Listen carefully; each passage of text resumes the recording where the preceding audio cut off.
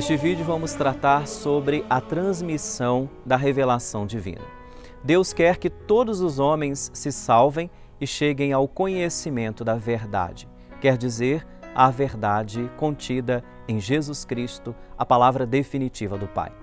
Queridos irmãos, na tradição apostólica acontece a pregação apostólica. A transmissão do Evangelho, segundo a ordem do Senhor, se fez de duas formas ou de duas maneiras. Primeiro, oralmente, pelos apóstolos, que na sua pregação oral, os seus exemplos e instituições transmitiram aquilo que tinham recebido dos lábios de nosso Senhor Jesus Cristo e transmitiram através da inspiração do Espírito Santo. Segundo, por escrito, por aqueles apóstolos e varões apostólicos que, sob a inspiração deste mesmo Espírito, escreveram a mensagem de salvação. Esta sucessão apostólica, ela é continuada na história, para que o Evangelho fosse perenemente conservado, íntegro e vivo na Igreja. Os apóstolos deixaram os bispos como seus sucessores, entregando a eles o próprio ofício de magistério. Com efeito, a pregação apostólica que se exprime de modo especial nos livros inspirados devia conservar-se por uma sucessão ininterrupta até a consumação dos tempos. Assim nos lembra o Catecismo da Igreja Católica.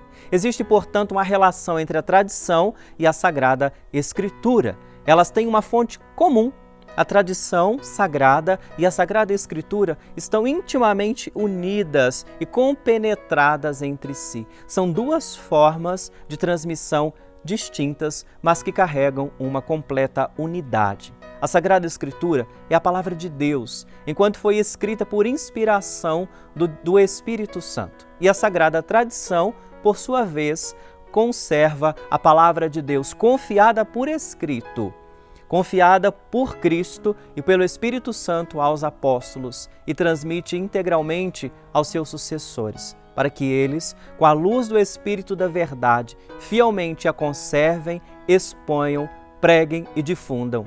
Daí resulta que a Igreja, a quem está confiada a transmissão e a interpretação da revelação, não tira só da Sagrada Escritura a certeza a respeito de todas as coisas reveladas. Por isso, ambas, tradição e Escritura, devem ser recebidas e veneradas com igual espírito de piedade e reverência.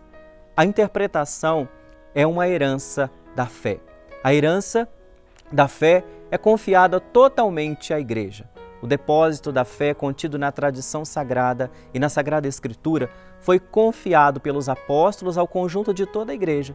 É dever da Igreja, portanto, conservar, guardar esta fé que ela recebeu de nosso Senhor. Para isso existe o magistério da Igreja. O encargo de interpretar a palavra de Deus escrita ou na tradição foi confiado ao magistério vivo da Igreja, cuja autoridade é exercida em nome de Jesus, isto é, os bispos em comunhão com o sucessor de Pedro, o bispo de Roma, o Papa. Todavia, esse magistério não está acima da palavra, mas ao contrário, está a serviço dessa palavra, ensinando tudo aquilo que foi transmitido enquanto mandato divino com a assistência e a ajuda do Espírito Santo.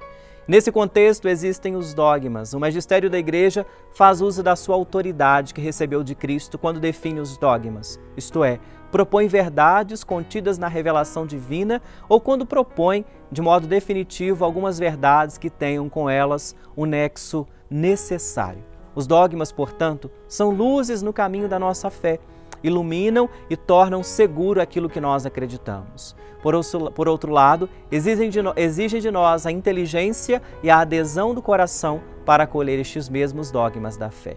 Exige o crescimento da inteligência da nossa fé. Graças à assistência do Espírito, a inteligência dessas realidades divinas, palavras, podem crescer em nossos corações e na vida da Igreja. É claro que a Sagrada Tradição, a Sagrada Escritura e o magistério da Igreja, segundo um desígnio de Deus, estão de tal modo ligados e conjuntos que nenhum pode subsistir sem os outros. E todos juntos, cada um ao seu modo, sob a ação do Espírito, contribuem eficazmente para a salvação de todos nós. A Sagrada Escritura, Cristo é a palavra única da Sagrada Escritura. A Igreja sempre venerou as divinas Escrituras, tal como venera igualmente o corpo do Senhor. nunca cessa de distribuir aos fiéis o pão da vida, seja pela mesa da palavra ou pela mesa do corpo de Cristo, a Sagrada Eucaristia. Na Sagrada Escritura, portanto, a Igreja encontra o seu alimento, a sua força, porque nela não recebe apenas uma palavra humana, mas o que ela é na sua realidade, a palavra de Deus. A inspiração sobre a Sagrada Escritura. Deus é o autor da Sagrada Escritura. A verdade divinamente revelada que os livros da Sagrada Escritura contêm e apresentam foi registrada neles sob a inspiração do Espírito Santo. Nos lembra o Catecismo, a Santa Mãe Igreja, segundo a fé apostólica, considera como sagrados e canônicos os livros completos do Antigo e do Novo Testamento, com todas as suas partes, porque foram escritos sobre a inspiração do Espírito e têm a Deus por autor, e como tais foram confiados à própria Igreja. Deus inspirou os autores humanos dos livros sagrados, para que escrevessem nestes livros sagrados aquilo que Deus escolheu. Deus serviu-se de homens para que pudessem ser instrumentos desta revelação divina. Nos autores acontece tudo aquilo que somente Deus quer. O cristianismo é, portanto, queridos irmãos, a religião da palavra de Deus, não de uma palavra escrita e muda, mas do Verbo encarnado e vivo, não uma letra morta, mas uma palavra viva, palavra de Deus, inspirada pelo Espírito que abre a inteligência da nossa fé. O Espírito Santo, portanto, ele é o grande intérprete da Sagrada Escritura. Para descobrir a intenção dos autores sagrados, é preciso ter em conta as condições do seu tempo e da sua cultura, os gêneros literários em uso em cada época, os modos de sentir, falar, narrar os fatos naquele tempo. Mas uma vez que a Sagrada Escritura é inspirada, existe outro princípio de interpretação. A Sagrada Escritura deve ser lida e interpretada, portanto, com o mesmo espírito com que foi escrita. O Concílio Vaticano II indica 3 critérios para a interpretação da Sagrada Escritura, conforme o Espírito mesmo que a inspirou. Primeiro, prestar atenção ao conteúdo e à unidade de toda a Escritura.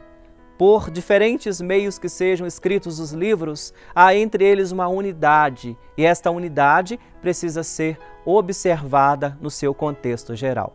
Ler a Escritura depois, na tradição viva de toda a Igreja. Segundo uma sentença dos padres, a Sagrada Escritura está escrita no coração da Igreja mais do que em instrumentos materiais. A Igreja conserva, na sua tradição, a memória viva da Palavra de Deus. E terceiro, estar atento à analogia da fé. Por analogia, nós entendemos a coesão das verdades da fé entre si e no projeto total da revelação. O cânon da Sagrada Escritura foi a tradição apostólica que levou a Igreja a discernir quais livros deveriam ser confiados à lista dos livros sagrados. E, portanto, isto é chamado o cânon das Escrituras. Comporta, no Antigo Testamento, 46 escritos e, para o Novo, 27 livros. O Antigo Testamento, ele é parte da Sagrada Escritura de que não podemos prescindir ou deixar de lado. Os seus livros são divinamente inspirados e conservam um valor permanente, porque a antiga aliança, nunca foi revogada. A economia do Antigo Testamento destinava-se, sobretudo, a preparar o advento de Cristo, nosso Redentor universal. Os cristãos veneram o Antigo Testamento como verdadeira palavra de Deus. A Igreja combateu vigorosamente a ideia de rejeitar o Antigo Testamento sob o pretexto de que o Novo o teria feito caducar. O Novo Testamento. No centro do Novo Testamento está Jesus, o Filho de Deus, encarnado, a sua vida, os seus atos, os seus ensinamentos, a sua paixão e glorificação, bem como os primórdios da Igreja sob a ação do Espírito Santo. Os Evangelhos são, portanto, o coração de todas as Escrituras, enquanto eles são o principal testemunho da vida e da doutrina do Verbo encarnado, nosso Senhor Jesus Cristo. Na formação dos Evangelhos, podemos distinguir 3 etapas. Primeiro, a vida e os ensinamentos de Jesus. A Igreja sustenta que os 4 evangelhos, cuja historicidade afirma sem hesitações, transmitem fielmente as coisas que Jesus, Filho de Deus, realmente operou e ensinou para a salvação eterna dos homens durante toda a sua vida terrena até o dia em que ele subiu ao céu. Segundo, a tradição oral. Na verdade, após a ascensão do Senhor, os apóstolos transmitiram aos seus ouvintes as coisas que Jesus Cristo lhes tinha dito e ensinado. Terceiro, os evangelhos escritos. Os autores sagrados, porém, escreveram os 4 evangelhos escolhendo algumas coisas entre as muitas transmitidas por palavra ou por escrito, segundo o estado das igrejas, conservando finalmente o caráter de pregação, mas sempre de maneira a comunicar estas coisas verdadeiras, sinceras acerca de Jesus Cristo.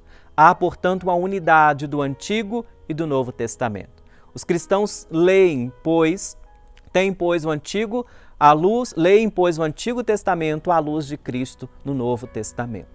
A catequese primitiva recorreu constantemente a este método de leitura. Segundo um velho adágio, o Novo Testamento está oculto no Antigo, enquanto o Antigo é desvendado à luz do Novo Testamento. A Sagrada Escritura na vida da Igreja. É importante o estudo das páginas sagradas. Deve ser como que a alma da Sagrada Teologia. Também o ministério da palavra, isto é, a pregação pastoral, a catequese, as espécies de instrução cristã, na qual a homilia litúrgica tem um lugar principal, devem aurir da Sagrada Escritura a sua fonte e a sua inspiração. A Igreja exorta, convida, portanto, todos os fiéis que aprendam esta sublime ciência de Jesus Cristo na leitura frequente da Sagrada Escritura, na leitura orante da Bíblia, porque a ignorância das Escrituras é a ignorância do próprio Jesus Cristo.